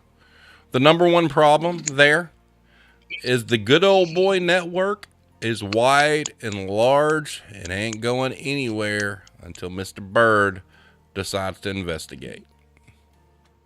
Correct, which will never happen. Correct. So, because he's real getting up on stage in his gap. So expound on that, why Alex is away.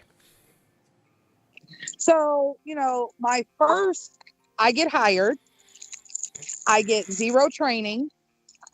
My boss goes out of town for a week, comes for 3 days, then goes on vacation for 2 weeks, and I am left with no information. And I'm like, I need somebody to tell me what the hell's supposed to be going on. Somebody. Couldn't get an answer from the bald one. Like, shocker. Yeah, shocker. Time out. I'm waiting till I get some sort of message from somebody saying that we shouldn't talk about this shit. I'm gonna laugh. Go ahead. I mean, the complete and utter bullshit with the CSSs and the this and the that and who should have been doing what and how long they've been there and nobody's doing this and blah, blah, blah, blah, blah, and bullshit, cry me a fucking river.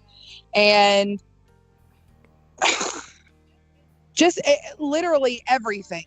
Like, hey, this is not how we're supposed to do this. Hey, this is not... Like, I was literally asked by Peter Griffin if I thought that the promotion to the ops leader was a good idea. And I said no. And she did it anyway. And he lasted all of about a month. In a perfect world, I wish I could work side by side with Peter Griffin so I could run circles around him and make fun of how shitty he really is. But anyway, continue. Oh, he's fucking horrible. And then, I got again. So instead of dealing with that problem, they shipped me off to another store who hadn't had a store manager or whatever you want to call it. And full disclosure, this Mad Dog inherited a shithole. And Mad Dog raised the alarm and the flags on everything that was going on there. And it was bad. I mean, like, really bad. And I can vouch for this. And got zero support. Zero. Which is why I ended up taking an $11,000 pay cut to take a different position to get away from the To give you an idea about this good old boys club there, and I try not to reveal too much here, but, yes, I do know Mad Dog, all right? So there's this big, huge shindig. They send all these people out to it, this, expensive location once a year. And her and I kind of chilled together the entire time, and we used to joke that we were like the bad kids table because we did not fit in with the ass-kissing, we were. And it was so blatantly obvious. And the last trip, I got told, well, you need to come sit with us. And I'm thinking, why? It's just like, okay, fine. What the fuck ever. There is no unity because you've made it known who the fuck your favorites are and who the fuck they're not. And, if you're that manager and you find yourself in that situation, you're the bad guy. They don't like the outliers. They don't like the people that have an opinion, and they don't like the people who have the balls to say what they want to say.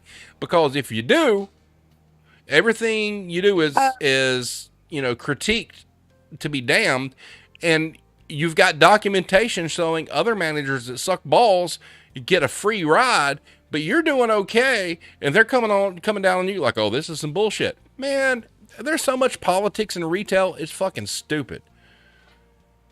Do you remember the one that got drunk and went up to the bald one and was like, I'm going to take your job. And she's running like the #1 store in the district and nothing happened to her? Yep, I sure do. Yeah, and she's the, what did they call it? Like the district leader in training? What was it called? I don't fucking remember. Bitch in charge? I don't know. The director. Yeah, the DM plus. Yeah. Yeah. So, I'm sitting here telling you that my ops leader, who y'all think is so fantastical, is lying, is refusing to actually process the truck. And you tell me I can't do a damn thing about it. I report to my district manager and to LP that my ops leader gave her keys to an associate that she was having an affair with, gave her alarm and nothing happened. And I'm the one that got in trouble. I'm the one. We're going to have to do a whole episode one night on just those fiascos. I mean, and it would take an hour and a half to 2 hours easy. So, having said that, Alex, reread the question and move it to Iron Maiden. I'll get with you, Mad Dog. We're going to have a fun one here real soon. Oh, yeah, most definitely. I do just want to throw this out there. We're currently sitting at 1 hour and 52. So let's get this wrapped up. Here soon. Iron Maiden, do you have any examples / stories where you were not listened to by superiors because you were a woman? Yeah, I have a lot. So, yeah, there's plenty. I mean, and like that's the thing too, is like how do I remember all of them? Because there were just so many that I can't even like think of like a particular instance at this point where one thing was more so than the other. Same. But yeah, I mean, they all just like blend together at a certain point. But I would just say, like, as far as, I mean, I was in charge of like the hiring at one point, and it just seemed like this was the double-edged sword here. You have to hire, get people, you need people. However, your pool that you have to select from sometimes is just fucking horrible. Oh my God. Yep. It is just like the worst. And yeah. And then they look at you like, well, why aren't you hiring more people? You need more people. It's like, dude, do you see? Like, I'm getting like Frankie the Felon here wanting to like apply for a fucking cashier position. And I'm like, probably not a good fit. But they would look at me and they would like, literally, I had a DM at one point ask me like, well, are you being too hard on them? Are like, well, what questions are you asking them? I don't know, the basic questions that I would ask somebody if they want a job. And that is like one memory that stands out among the rest, was that because I was a woman, I was seen as like more emotional, and that I didn't have good judgment when it came to hiring people, but I did. And that was the problem, is like I would see through people's bullshit and say, yeah, this is not a good fit. And then later I would get like basically like crucified for it because I didn't hire enough people. And it's like, well, do you want me to just hire anybody? Because if that's what you want, just tell me that's what you want, and I will just do that. I will hire 100 fucking people in 2 weeks if that's what you really want, and we don't give a shit about who they are. But I mean, that's basically where I'm at with where I'm at now. We have a minimum staffing standard and I can't keep it because of where I'm located. Yep. Yeah. And I mean, it really does depend on where your store is, as far as like what your talent market is. And the one store that I worked for, we were rural. I mean, compared to all the other stores in our district, we stood alone. We were in the middle of fucking nowhere, North Carolina. And the talent pool there, there really isn't one. There's not. I understand. I get it. I know. It's not like Felt talent. it. It's like bodies. Exactly. Like, do you have a pulse? Great. Do you want a job? Okay. Like, come in on Tuesday.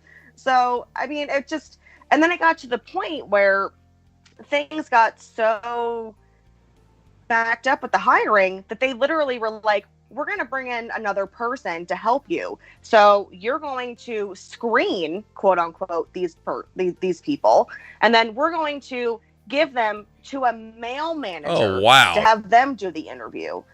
Because basically at that point, I knew what it was. They didn't trust my judgment. That's some bullshit. With the people that we were bringing in. That's some bullshit. Exactly. And you know what happened? That same manager was like, yeah, dude, these people are fucking horrible. Yeah. It took that for them to finally realize, okay, maybe we need to temper expectations here. Wow. But me saying it wasn't enough. All right, so because you're not believed. Exactly. Right. Exactly. All right, so we're sitting at an hour 56. We've got 2 questions left. All right, so I'm going to commandeer the questions here. The last one's pretty easy, but this one is something that's kind of important because I think it needs to be addressed. So I'm just go ahead and ask this. It's not on the screen. I'm kind of jumping ahead of stuff here because of time. This question is important because I've watched it happen, and I want to get you guys' feedback on this. During your tenure, have you noticed or experienced undermining or backstabbing from other female employees? If so, do you find this behavior more prevalent in one sex or the other? Mad Dog, we'll start with you. Ooh. I don't find it prevalent in either sex. I think it's just rampant in general. When you are somebody who is strong, and especially kind of like in the situation that I'm in now, where I have come in, I have cleaned up this store, we're winning back our customer, all of these things. So now all of a sudden, all these little cocky bitches think, oh, this is easy. I can do it. No. All right. So they want to backbite. Gotcha. Iron Maiden. Yeah, definitely. I would say that I've been backstabbed by both. In my experience, women, we're pretty nasty and brutal when it comes to other women. That's the answer I was looking for. Not only in retail, I've worked in offices, I've worked in many different places before. And I could say when you have an all-female staff in close quarters, you need to watch your fucking back, dude, because those women, women are very jealous. And I mean, not me personally, but there are definitely those women out there. They're very jealous. They're very catty. They will do anything to sabotage you, undermine you, backstab you, make you look bad. I mean, you name it. So, yeah. Wow. All right. Jill of all trades, your turn. Women will be oh so quick to throw you under the bus, like in a heartbeat. It can be someone that you think is your bestie, and if she thinks she's gonna get ahead, honey, you're gonna have tire tracks all over you, and that's just how it's gonna be. So it makes it very difficult to make friends with people that you see every day, sometimes more than your family. And as a result, over the years, I am very closed off sometimes people think that I'm snooty. But it's just because I'm not going to give you any information on my personal life and what happens outside this box for you to go back and say, oh, well, you don't need to hire her because this and this and this and this and this. And I think that this and this and this. And I see it happen all the time. Zero ammunition. Yeah, girls getting their feelings so hurt because they told, such and such exactly everything that was going on and such that, oh, let management and tell you all about her. Hold on. And it had nothing to do with work usually, and everything to do with this and this and this that's going on in her personal life, so you can't trust her, and I think that she's stealing because of this, and I think that she's stealing because of that, and I think that her boyfriend this, and so she's going to get another job any moment, and anything in the world, sweetheart, they will use to throw at you. Whereas guys are just like, okay, I'm gonna get ahead, and you just do you. They'll be sexist towards you, but it's not really it's not as vicious, I guess, as what girls do to other girls. Correct. That's important. All right, ladies, our very last question of the evening, and it's an important one. What advice do you have for any females wanting to pursue retail management? Mad Dog. Bitch up. Make sure that you come in with your backbone and your authority and have all of your ducks in a row and call people out on their bullshit. Excellent. Well spoken. Iron Maiden. Take no shit. I wish that I would have known back then what I know now about working in retail. Take no shit. Excellent. Jill of all trades.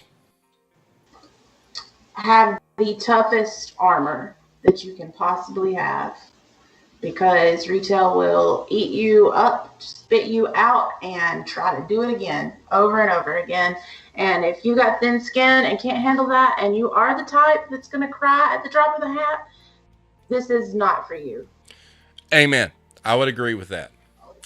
So, ladies, I want to thank each of you for being here this evening. I know you all personally. I think you were splendid at the jobs that you do. I wouldn't have had you here if you weren't. I would hope that you guys would spread the gospel of what we're doing and help us out as well. So before we get out of here, Mad Dog, do you have any final words? No, I'm good. Spoken like a true champ. Iron Maiden, you? No, not really. Other than, ladies, it was such a pleasure to be here tonight. I'm so happy that I was here. This was a great experience. It made me feel so much better and so validated in my experience in retail. I'm glad you're here. This was honestly great. Yeah, this was great. So thank you. Jill? I'll just piggyback off of Iron Maiden. I had a great time. It was fun. And ladies, thank you for coming on. Mad Dog, you gave me the courage to say yes when Steve asked. Yeah. Alex, what you got, bro? The obligatory self-plug. Yep, we had to get that in there. Stream. Yeah. The TikTok has been going absolutely nuclear as of this past. This poor child down here, he wants to be YouTube, TikTok famous so bad he can't stand it. I'm glad I'm old and that stuff doesn't bother me anymore. Oh yeah, no, I'm trying because I want to get out of retail / where I work now. But the credentials are in the chat. Yep, I'll look yours up. You too. I do want to say once again, thank you, ladies, for being on. As it stands right now, unless something changes, next Wednesday, we're going to talk about why corporate retail visits Exactly. are whack. Why getting ready for regional visits and whatnot is a terrible fucking thing. So we're going to get into that. And I got a lot to say about And that. also, we want, Yes, definitely, I do. we definitely Oh, want to boy. start looking into having maybe like a guest, like every stream. Yeah. Because it is definitely easier to have a third person to piggyback off of, especially if you're a quiet introvert like me. Well, the big But- thing is, as he's saying, is I need everybody that's watching's help. Okay, this doesn't always have to be Alex and I. I would much rather have guest panels and people explaining their stories and things that they're doing. Because I think it provides interesting content, and I think it provides a good perspective from all across the board. And like I said, my goal is to make the retail war zone to be a place where somebody could email me and say, hey, look, I've really got this to say about this topic, and I need to get this off my chest. Can I come on? And the answer is going to be yes. So send us whoever you got. And if you don't want to come on the show and speak, you can just literally have us, even if you don't want us to read at all. It's right. completely anonymous. We'll discuss whatever you send. Exactly. Only if you want it. And only if you want it. And I found last week's episode to be extremely enlightening. It was especially great to have some perspective from, overseas about how things happen there. And tonight, just getting the female perspective is fantastic because I think it's overlooked. I mean, yeah, you'll see little blurbs and headlines and things like that. If there's an interest in doing an episode where we have guests talking about whether or not the retailers they work for have taken their safety into real consideration during the pandemic, we will do that, but there are strict guidelines as to what we will and will not discuss. So we can do that. But other than that, guys, I want to thank y'all for being here. Everybody that's watching, thank you. Like I said, please, please, please, send out our YouTube link and get us some subs there. Ladies, we'll be back in touch with you. We'll have you on again.